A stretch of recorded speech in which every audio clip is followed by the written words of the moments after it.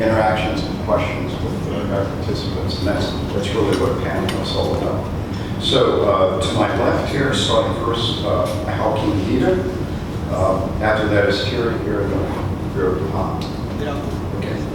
Mpho Matsipa is after that. And then finally, and last but not least, Mamadou Jean-Charles, better known as JC.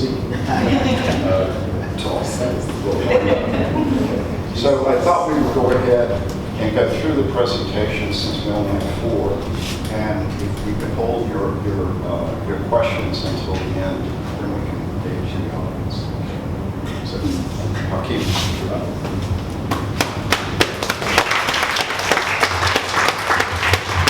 Thank you very much for the introduction, and to make it easier, Joachim, I also say Joe, like Joe, the short version. The first slide, please. So I bring the contrast from the west to the east. The Nastadine Salam for all the friends of Ethiopia, and so I'm concentrating on EiABC as the School of Architecture, the Institute of Built Environment, which is a product of higher education reform, where the goal was defined to shift the education in general, all student intake to 70% engineering and 30% are the remaining sciences. So this was a major shift in Ethiopia to ensure that the nation has the necessary professionals to build the country in the future, and to ensure also the employability of the graduates leaving these institutes. So it's a little wild logo already, but you see we have a rich history, 60 years of history. We just celebrated our anniversary last year. And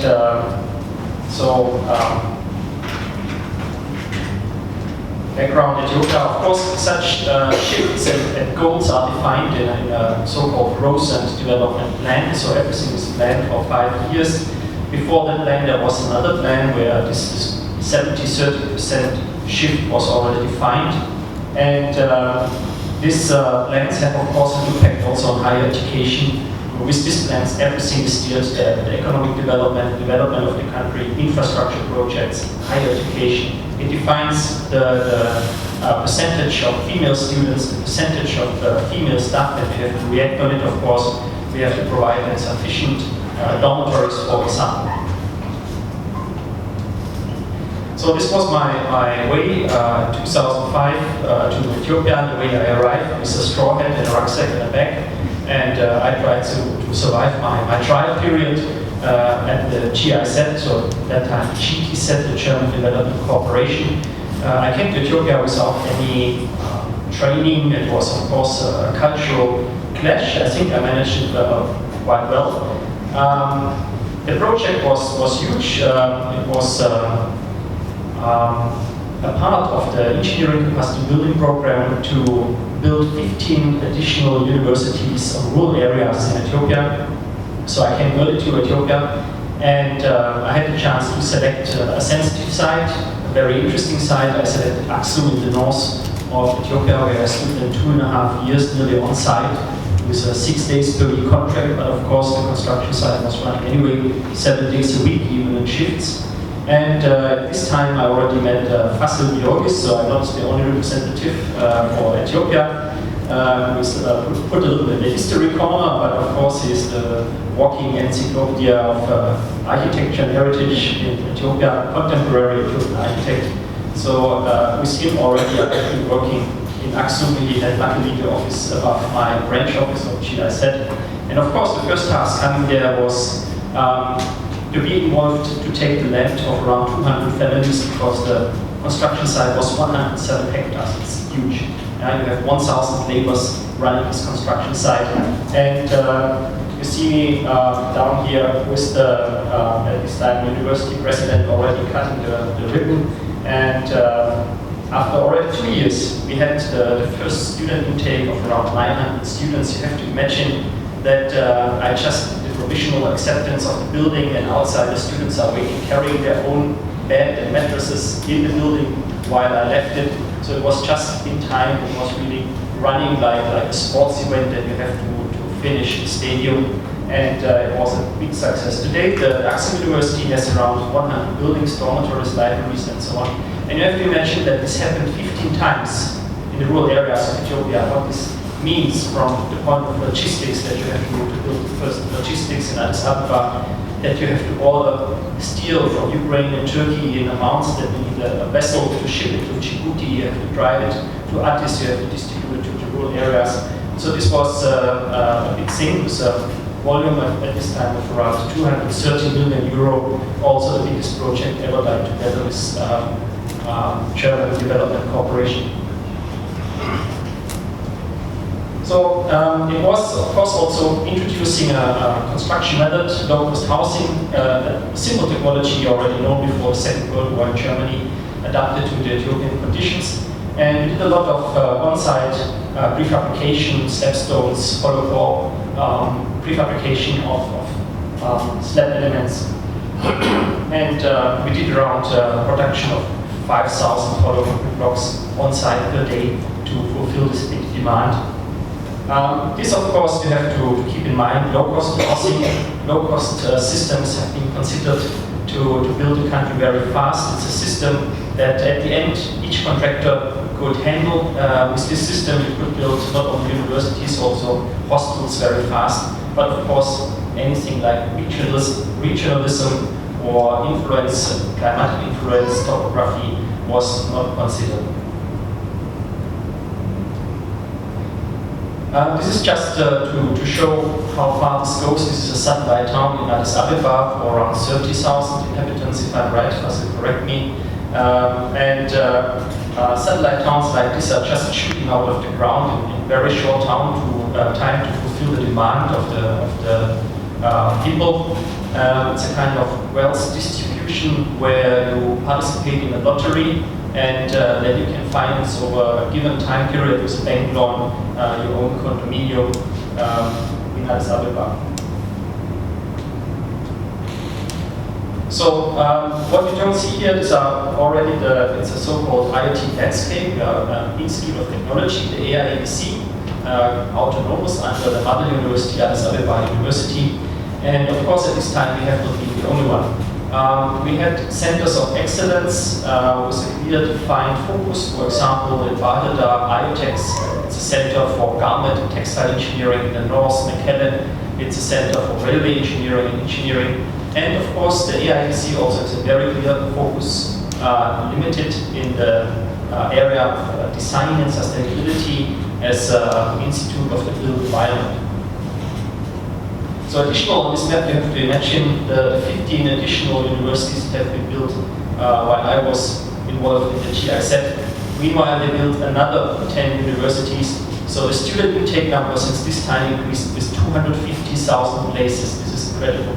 And when I talk about growth and transformation plan, the second is right now in the making, and the plan is to go up to 600,000 student intake in Ethiopia. This is, for me, I can't imagine. Planning also means, of course, we have frameworks, like the first framework from a German consultant Denk model that was defining the role of the IoTs, the setup of the IoTs.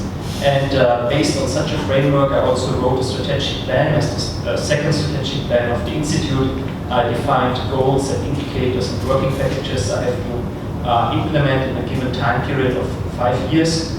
I have to build capacity. I have to work together with a successor, an Ethiopian successor that takes over my position. And after this, I pull out of my chair as the scientific director of the institute. As I already said, luckily we are a little far away from the mother university, Addis Ababa University, which gives us a lot of freedom as an autonomous institute. We have a sister institute, EiABC, Addis Ababa Institute of Technology, which is focusing purely on engineering, physics, electrical engineering, chemistry, and so on. So EiABC, of course, has a rich history. It was founded in 1954 as the Swedish building corporation, building college. And then in the 80s, we have been part of Addis Ababa University part of the Faculty of Technology. In 2010, we have been inaugurated as an autonomous Institute of Technology college, building college, and for us it was a major shift as an Institute of Technology that is research-based. So we're doing research, teaching, and practice, while practice stands for consultancy, also for community outreach. Consultancy is very important for me because still the salaries in Ethiopia are very low, not mentionable. And with the consultancy, I can generate income that I can share amongst the academic staff that is involved in the consultancy work. That makes it attractive to stay with us and work for us. Next, of course, to the career opportunities with staff development measures. So this was the where we are today. We have 3 programs: architecture, urban regional planning, and the bachelor, construction technology management.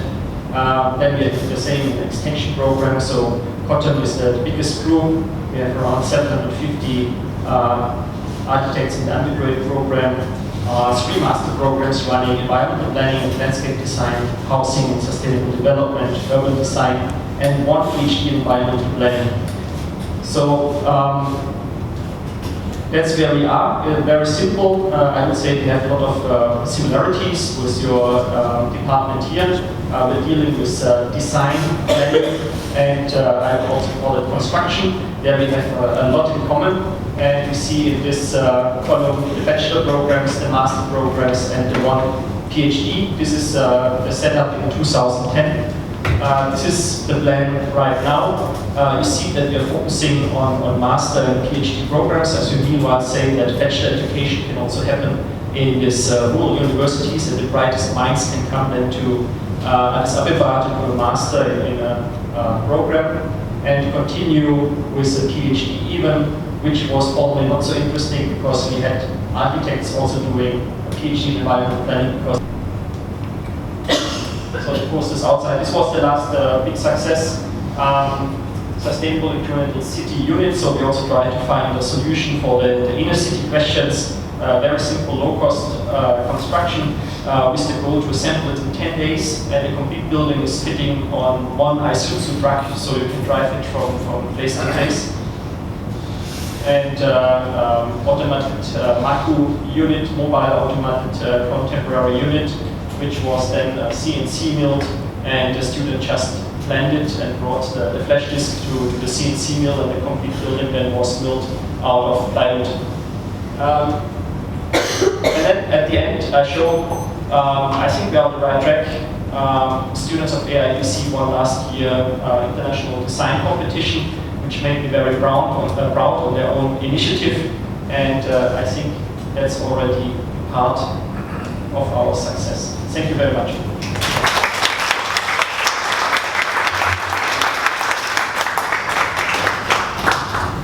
Thanks, Joe. Okay, next, Terry.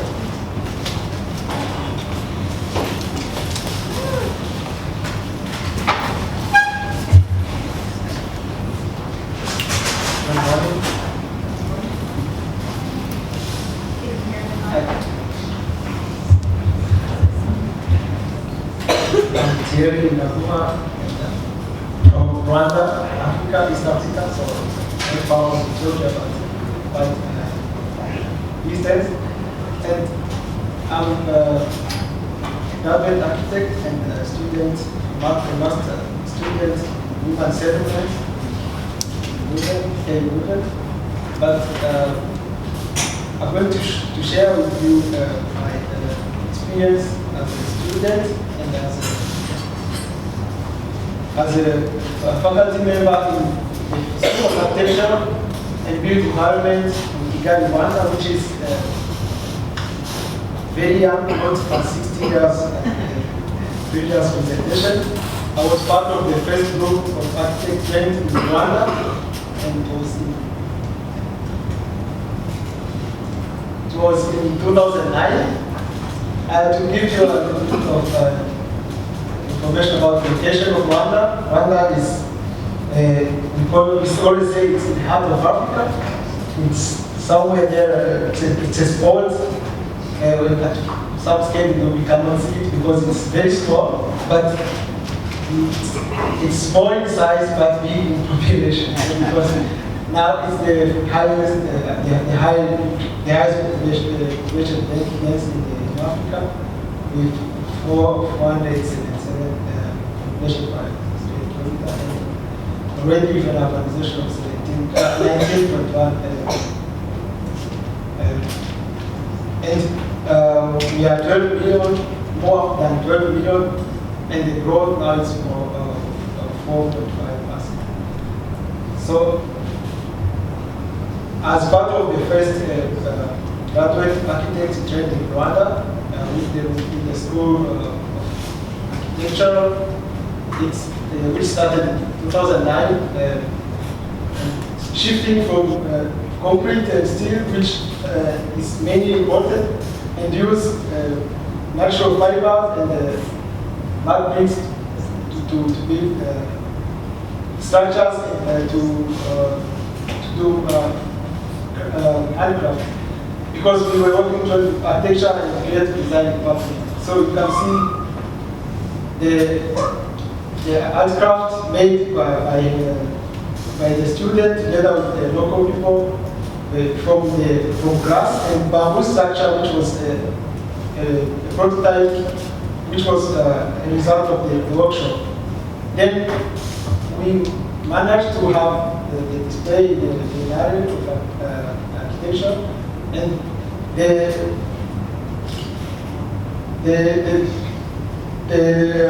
handcraft were made by local women and together with the students, but the design was mainly the collaboration between the two universities. And on the right, we have the model of the structure, the bamboo structure, and we have banana panels, which were to be used for insulation and partition. Then, 3 years after starting the architecture school, we got exposed for the first time to more old towns like Mombasa. Rwanda has the capital city of Rwanda is Kigali, and it's only 100 years old. So for us, it was important to know what looks like a 500 years old city and how do they keep it as part of their culture and part of their heritage. So we went to Mombasa, but along the trip we visited other cities. And I think it's one of the most important trips I made when I was in school because it opened my eyes.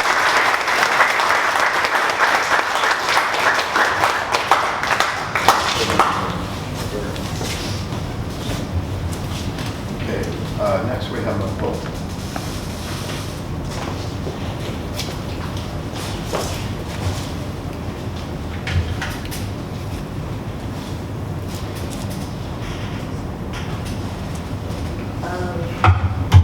Hi, my name is Mpho Matsipa, and I am a full-time member of staff at Wits University in Johannesburg, South Africa. I'm also a curator for Studio X Johannesburg, which is an initiative by Columbia University in Johannesburg that is sort of a collaborative experimental research laboratory that aims to explore the future of cities. Sorry, I'm really, okay, here we go. So Studio X Johannesburg is the last studio in the network of global studios that was initiated by Columbia. And we had our launch last year on the 14th of March. And the reason that I want to talk about this is also to sort of, by way of introduction and my understanding and approach to architecture and architectural education. So Studio X Johannesburg basically creates a structure for me as an academic who's based in South Africa, but also trained in the United States. I have a PhD from Berkeley. It provides me an opportunity to have conversations that I wouldn't normally be able to have in a school like Wits University. So Wits University and the School of Architecture in particular is about 93 years old. So it's one of the oldest architecture programs, modern architecture programs on the continent. and has a very sort of long entrenched history around the development of the city and the growth and development of a particularly colonial framework of understanding the city. So Johannesburg is a city that is highly segregated and that is still reeling from a lot of the infrastructural work that was done in the city that was used as a socio-technical instrument of control. So with Studio Johannesburg, I had the opportunity to have broader conversations about the future of the city, not only with architects and planners, but with filmmakers, musicians, and artists. So the idea was to engage with the arts as a way of finding different entry points into thinking about the future of the city. And this is an exhibition that is opening possibly right now as we speak in Johannesburg by a very young graphic designer and creator called Brenda Chalfin, who does a lot of online curation and works collaboratively with artists, street artists, photographers, animation people, to basically find different representations of Johannesburg. And for me, this has been an incredibly fruitful way of thinking about the city that has such a difficult history of segregation and violence, by engaging with young people and engaging with creative people as a way of developing a new language, as opposed to the old binaries of colonialism. And then I just want to start with, I'm sorry, I often assume that everybody knows things about Johannesburg that they don't know. So I never have a map of where South Africa is. For those of you who don't know, it's on the southern tip of Africa. Johannesburg is somewhere in the middle of that. So it's, you know, it's on the plateau. It's very dry, temperate, really nice place to live. But for those of you who don't know, and I'm sorry for assuming that you do, Johannesburg is also one of the most industrialized cities in Africa. And with all of these old institutions, this image is a photograph that was taken by 2.8 photographers in 2010. And it was a touchstone image for me in my dissertation because it began to open up a conversation about the ways in which a highly modernized and modernist city was transforming. And it's also a noted image because it's a photograph of an artwork by a young South African artist called who does representations of various women in her family who worked as domestic workers. So in this image, you basically have Mary Sibande's public art project, which represents a quest for a unitary image of urban space. So this was a massive, I think it was 5 million rand public art project where they took her photographs and blew them up to multi-story size billboards and wrapped them around buildings in the inner city. And many of the buildings in the inner city were actually derelict. And this was at a moment when the city had experienced about 10 years of radical transformation. So it's a lot of the suburbanization stuff that you see in American cities where you have capital flight from the inner cities, urbanization of capital, the construction of shopping malls, gated communities. So Johannesburg has more shopping centers and shopping malls than any other city in South Africa and possibly in Africa as well. So you have a city that was once a pinnacle of commerce and that was founded on the gold mining industry that now has been left vacant. And the language in South Africa around the transformation of the city is a language of crisis. So this image in 2010 is both a representation of what is imagined to be the crisis in the city and also the artist's intervention and the curator's intervention by critiquing this narrative to a certain degree.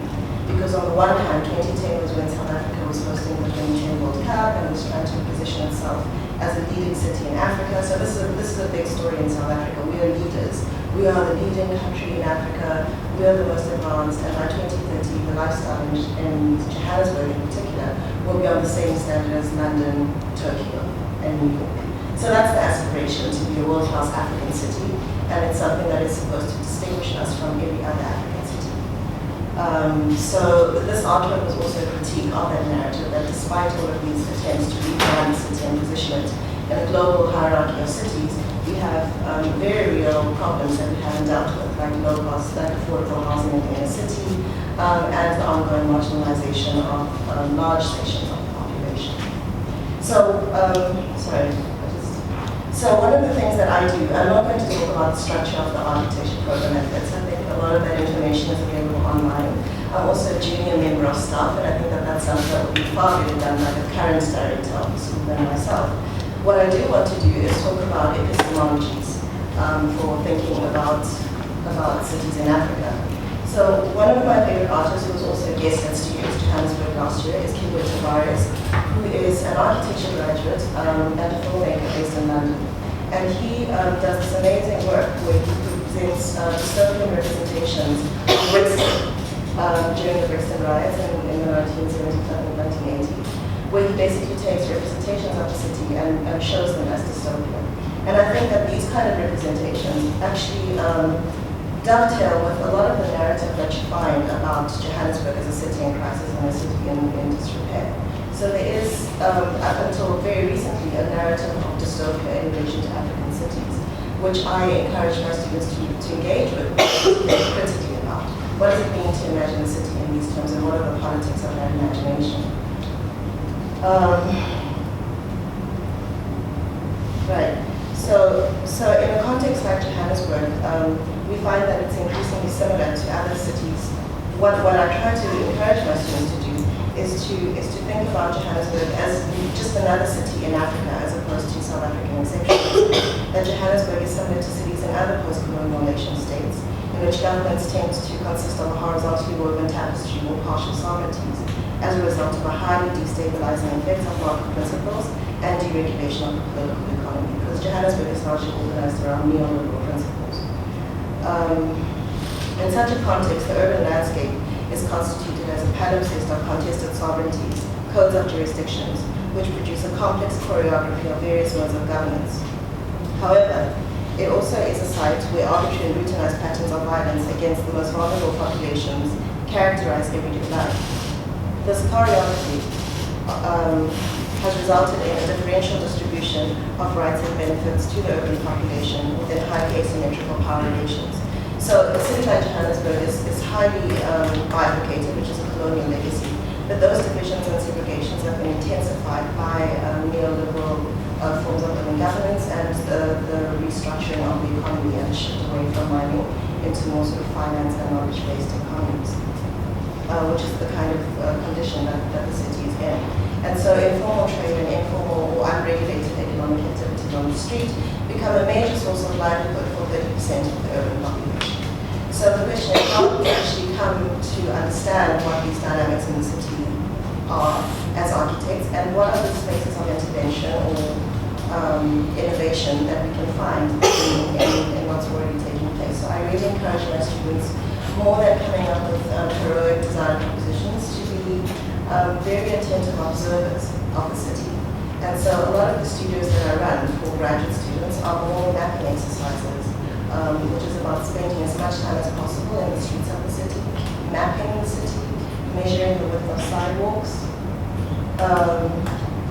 And one of the major projects that we worked on about 2 years ago was a project that I titled Learning from Bree Street. So Bree Street is a major transportation corridor in downtown Johannesburg. And it links 3 major transportation roads: Park Station, Bree Street Metro Mall, and an MTN taxiway. And so along Bree Street, you have about 600 street traders operating on the side of the street, in addition to formalized businesses operating in that space. And the questions that we asked were, how can a spatial geography of Bree Street uncover the intersecting materialities and temporalities of Johannesburg? And the second research question that I asked with 12 graduate students was how do transportations of building types and transgressive spatial acts tell us about power relations and the cultural life of the city. So what it really was an invitation for students to be attentive to the temporalities of the city, but also to be curious about the ways in which space operates that are not taught in the traditional canon. Because in South Africa, the canon of architectural knowledge is rooted in European and American architectural history, and there are very few avenues for actually accessing other ways of viewing or understanding how the city works. So I'm basically working backwards in terms of the kind of epistemologies that I'm trying to teach in relation to Johannesburg. And then I was fortunate enough to be invited to the Priority Visitor Conference 2 weeks ago by Joe Addo and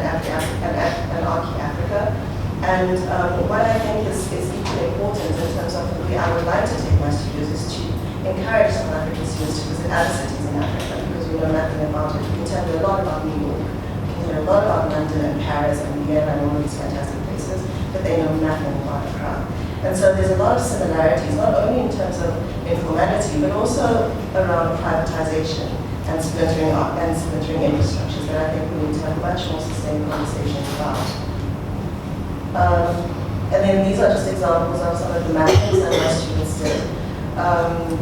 Free Street is about 1.5 kilometers long, and their task was to measure every single sidewalk and to figure out, because one of the frameworks that the city government uses to displace 8,000 street traders from the inner city of Johannesburg is that they exist outside of what is considered legitimate urban citizenship. And then another thing, which is work that some of my other colleagues have done, like Hannah LaRue, but also Town and Regional Planner Tanya Zag, is to focus on the transformation of building typologies in the inner city. And what my students found is that the intensity of economic activity and trade and social activity on the sidewalks of downtown Johannesburg are actually extremely upwards into the building core. So the inner city and its buildings have become incredibly porous, where sometimes the third, fourth, or fifth floor of a modernist building has become another kind of public space. So you have trading activity that goes right up into the building, and Hannah LaRue talks about how Ethiopian entrepreneurs have been the people who radically transformed the inner city. So it becomes a way to start conversations about what it means to live in a cosmopolitan city, what it means, what street trade means, what transport trade means, and how that's transforming the fabric and the operations of the inner city, as well as changes in land use patterns. So these are just some interior shots. So these are the upper floors of some of these buildings that are owned by independent or individual entrepreneurs. And some property developers have begun to pick up on these patterns and are reproducing it as a new business model. So you actually see informality not necessarily as a problem to be solved, but as a resource to thinking about how the city can be organized differently. We also have social space, a variety of business services. And then I just wanted to close with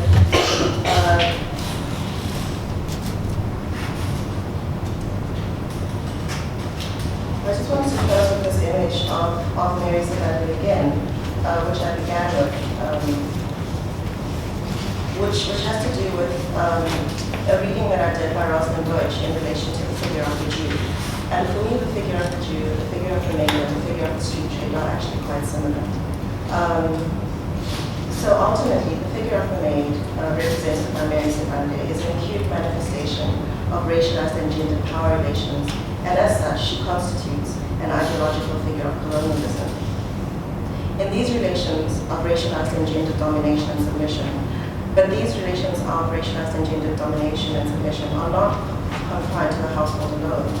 Rather, they are a microcosm of the rules and character of public life, and they pattern the contours of national identity and civic culture in Johannesburg.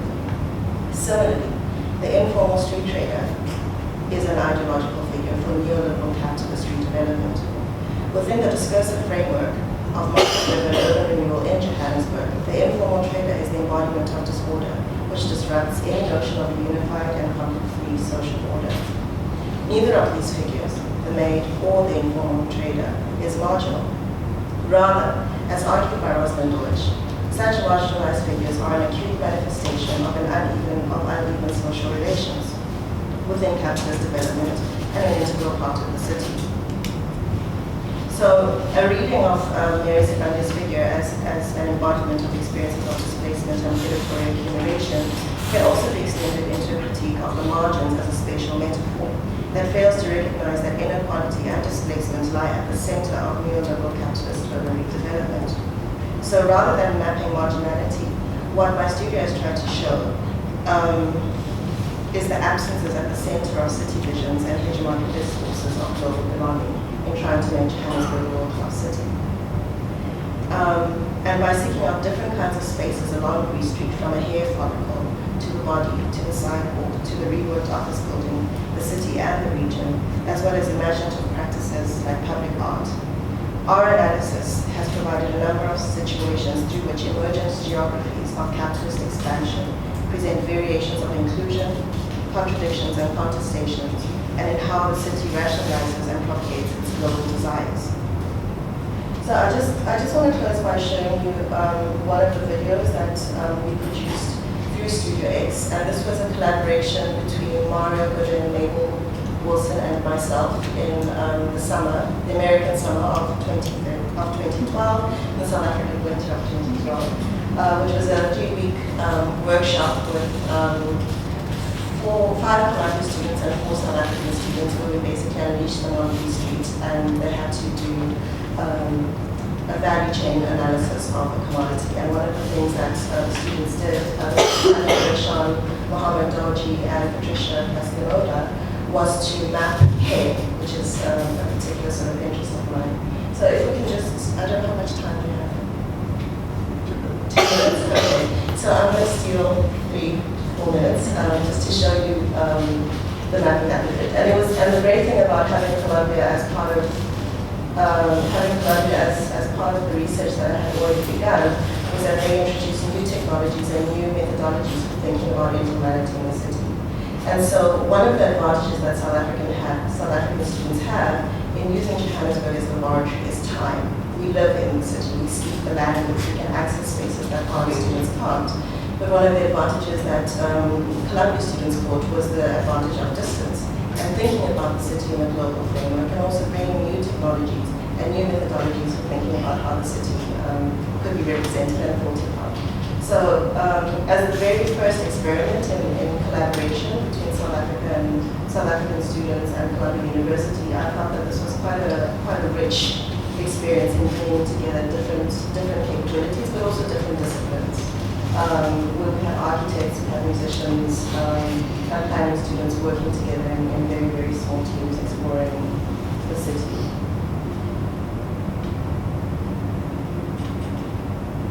So this is all about hair. There are about 80 women advertising hair services along the length of Bree Street. So it's a very sort of distinctive characteristic of the city. And this is how they represent the city.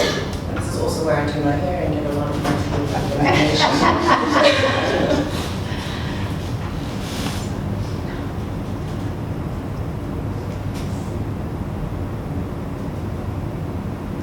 And also, I mean, this is how it should be obvious, but I'm very aware of sort of my middle class positionality and the privilege of studying in American university.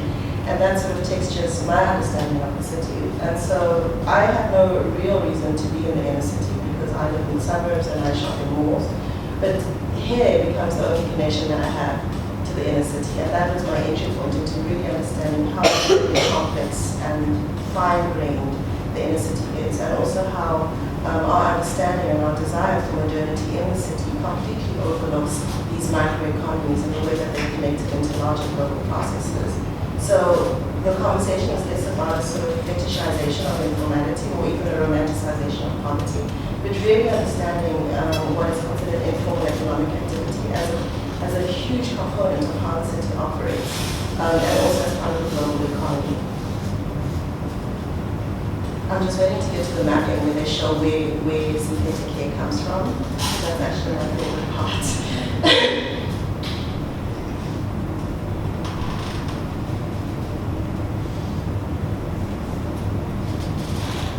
So this was sort of rhino grasshopper exercise where they produced a 3-dimensional model of Johannesburg and mapped various hairstylists who work on Bree Street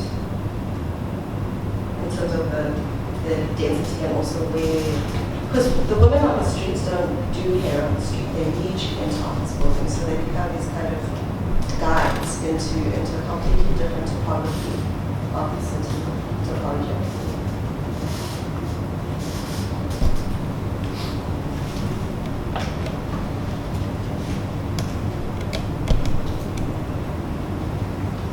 It takes a lot longer with that sound.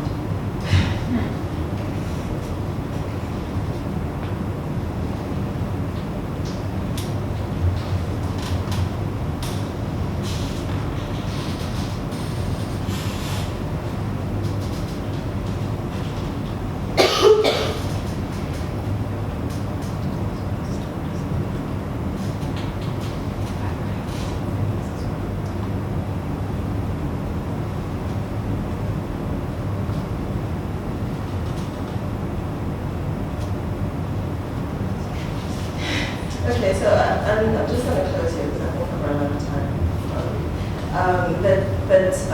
One of the biggest challenges between negotiating my relationship with Wits University and Columbia is actually finding productive spaces where the intersection can happen.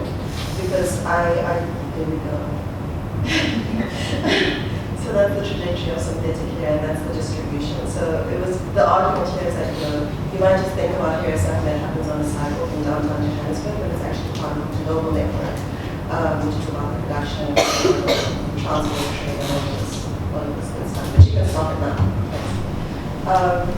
So one of the biggest challenges is around finding meaningful connections between Columbia and South African students, and also to create opportunities where South African students can come to America and study the American condition and produce videos about activities of Americans and how they live. Yeah, the challenge around the returning gaze. Thank you.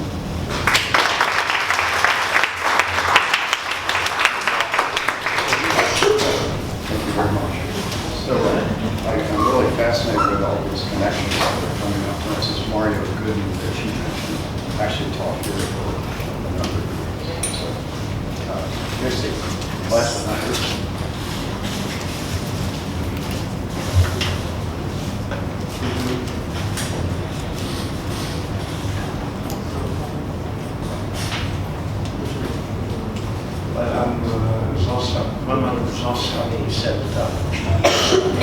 I'm a very long name because I was baptized as a Muslim, and my mother took me to the church to balance the thing.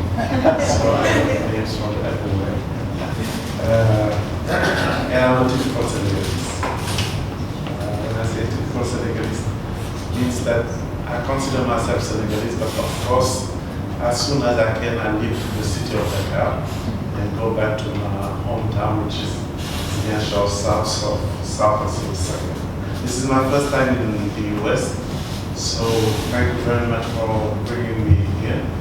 I'm a little bit disappointed because I bought like heavy clothes and 29 degrees, which is much higher than Dakar right now. So I want to tell you about this experience we had. I don't know how it works. Okay. The experience we had to start the School of Architecture in Dakar. As Mpho said, I assume that you all know Senegal. That's a small point of Africa closest to the United States. Just you look east and you're right in front of Dakar. So, in fact, we were influenced by the first president of Senegal, President Senghor, who was a poet, academician, etc., etc. And we decided to research a little bit about architecture, which came into a law.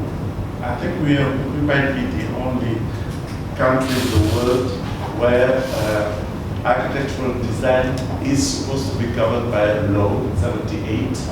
They decided that all the architects should stick to the rules of Negro-African architecture that would translate into asymmetric parallelism.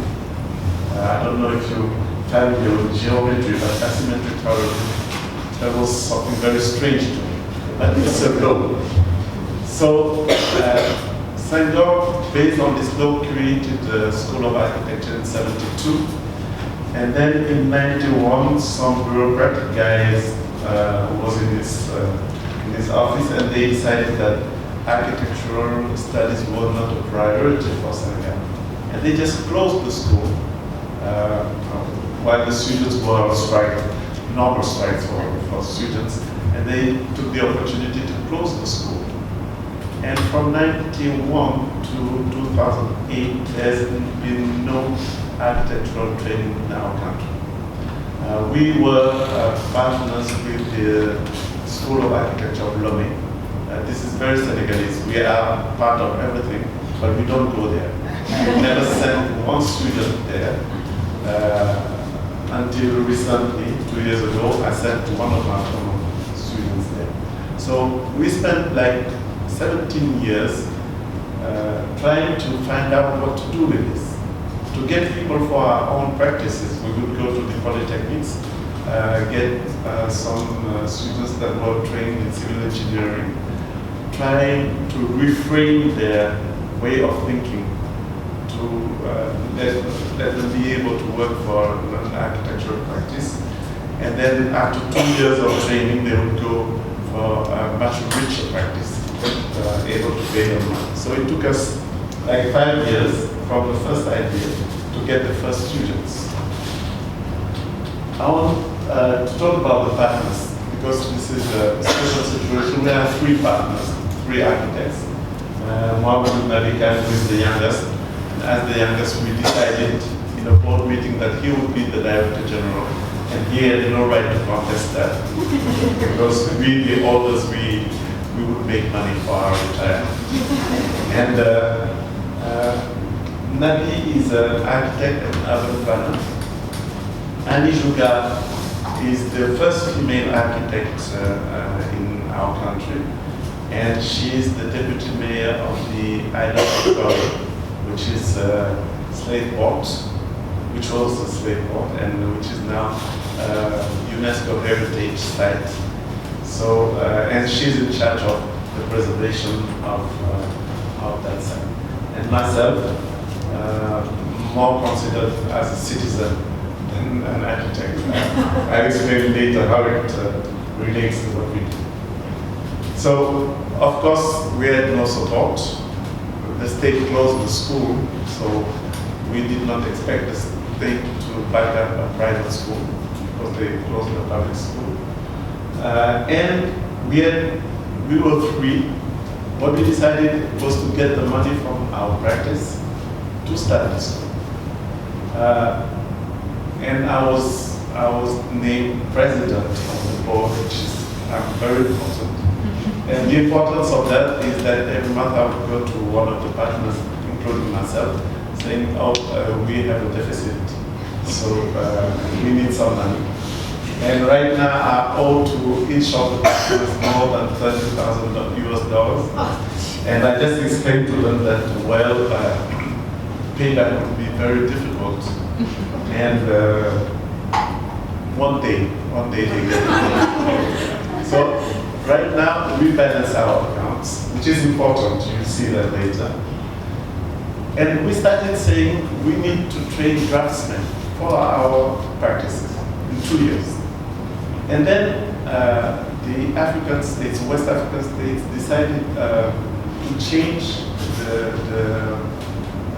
training in the universities to go for a system that is called LMD, which is licence, roughly bachelor in your system, master degree and doctorate degree. And all the institutions had to abide by this system. So we started with draftsmen, then we gave them 1 year plus to allow them to be able to go for a master in other universities. And of course, the next step is the master, creating the master for ourselves. So the philosophy that is behind this school is very important to us. That's the reason why I was saying that I'm a citizen. The 3 of us created, like now 20 years ago, a small association that we named The City is Ours, La Ville est à nous in French. Because we noticed that for important things like voting for the president, everybody considers that the citizen can go and have his voice. But there's one point where nobody talks to the citizen. It's about shaping their own space. It's something very bureaucratic, and we have no relationship. So we decided to start this organization, The City is Ours, gathering politicians, decision makers, and simple citizens.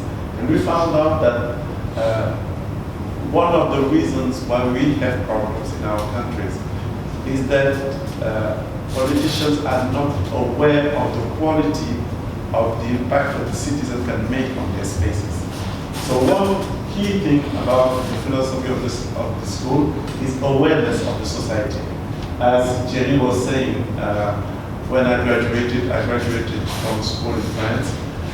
We had role models in architecture in Senegal, 2 architects who were very successful. And we were all about driving Jaguar cars or Mercedes-Benz, etc. And we found out that architecture in our country especially is absolutely not about that. So it's important to be aware of the society where you're working. The relationship with the professional world is very important. And one thing that I say like this, the work of an architect is not to just come and implement one object without any relationship to the context. So it's important for us that all our students understand the different dynamics that are in the city before they produce a work of architecture. Because this work will be there for 50 years. When we were in Ghana, somebody asked a silly question about a statue of Renaissance. I don't know if you know this statue, a huge bronze statue of I think 50 meters, 55 meters high in Dakar, which is the statue symbolizing African Renaissance. I wanted to have it here, but I just cannot bear it. Believe me, the statue is in Dakar, and you can see it when you get to Dakar. It's a very neo-Stalinist statue with So the thing is, whatever you do will be there and will influence, will have an impact on the landscape for the next 50 years. So you have to be very careful of the design. That's the reason why urbanism is key. Of course, architecture is our core training and heritage, because we do believe that it's not possible to be successful if you don't know where you want to go and if you don't know where you're coming from. So it was very important, and that's the relationship with science. I teach physics, I teach acoustics, thermal exchanges, etc. And I always start the lecture on thermal exchanges in the building with the example of the construction in southern Senegal, the Jola, which is an ethnic group. They have a type of construction that includes all the elements that modern science will teach to architectural science: cross ventilation, ventilation of structures, protection of the living spaces, conductivity or low conductivity of the materials that are used. And when you talk to the people, when you ask them, it's not just a tradition. They can explain every single move that they take when they do the construction. The colonial power took advantage of that and produced an architecture that is very famous all around West Africa. We call it colonial architecture. And we just abandoned. Modern architects in Senegal will design buildings that you could find in New York, Amsterdam, or everywhere, with glazing on the whole facade oriented directly to the west. And you get the maximum of heat from midday to late in the afternoon. Of course, you need AC in a country where we don't produce AC, and thank God we have no petrol, we have no oil. So this is something that is very critical. So we said that we should learn from the experience of the traditional builders to embed it in our architecture today. Of course, this is backed up by some tools, basic scientific tools, mathematics, physics, descriptive geometry. That's very classical. We're trying to get rid of some of them. Social science, conferences and lectures. For instance, for the master, every student must come up with a thematics of his own. And the idea is to write an essay at the end of the year, something like 80 pages, well documented on that. Because architects, we design, but we don't write, which is very critical. We should write more. Tools of expression, of course, drawing, modeling, and I'll show you some images later. Internships. All our students have, first year, they start on 16, I think. They have to go for 1 month training as workers. I mean, painters, masons, etc., etc. You cannot organize site works if you don't know what the people are doing. So to us, it's very important that they have that feel. Okay. I don't just So our students, they come from all these countries. We only have roughly 87 students from all those countries. We have students from Rwanda and Congo. We don't know how they found out about this school, but they were there. And to us, it's very important. The figures, the gender figures have changed a little bit. We have now 45 female students. And one thing that we are very proud of is this year, there are more students from other countries than students from Senegal. What you doing? When you draw, you have to be very concentrated on what you're doing, the place of the objects, where they are located, etc., etc.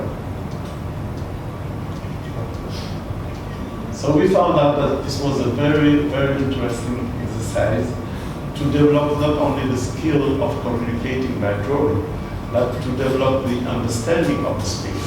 Because you have to be very concentrated on what you do. Of course, social, the structure of the family, etc. Because we're not working for ourselves, we're working for people, real people. So you have to understand how it is organized. When you take the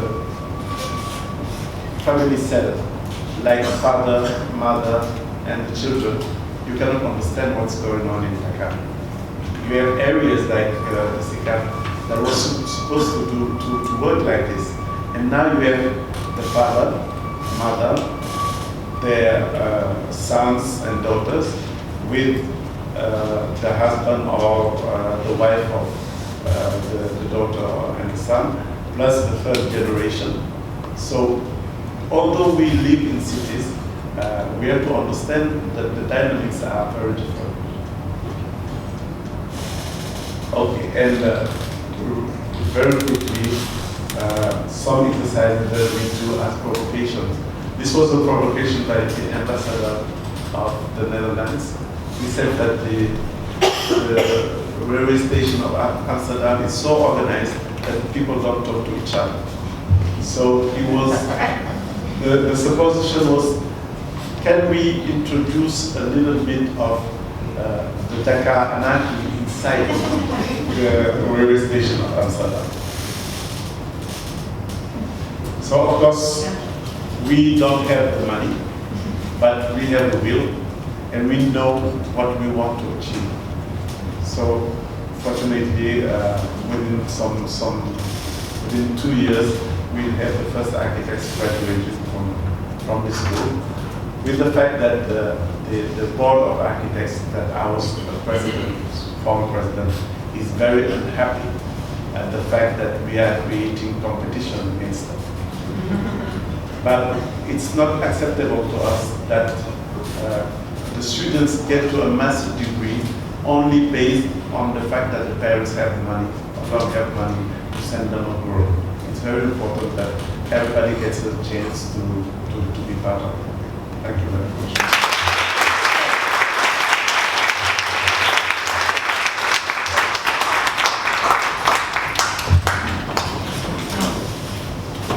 What I was going to do now is propose a question to each one of the participants, but I have so many questions, how could I from this discussion? I think we'll just open it up for in that. And we've covered a pretty amazing range of material here. Enough reports, I think, for all this. So let's go ahead and just open up questions from the floor to our participants. I mean, you can ask individuals or maybe a question that everybody might answer as well. Yes, sir. And then, And please introduce yourself when you ask a question. My name is Mpho Matsipa. I'm a PhD student in the art history program. And they sent me to read it. If that was published, it would create a scandal. Because she uses names that were put by the colonial, let's say, I don't want to use colonial, by the foreign European anthropologists.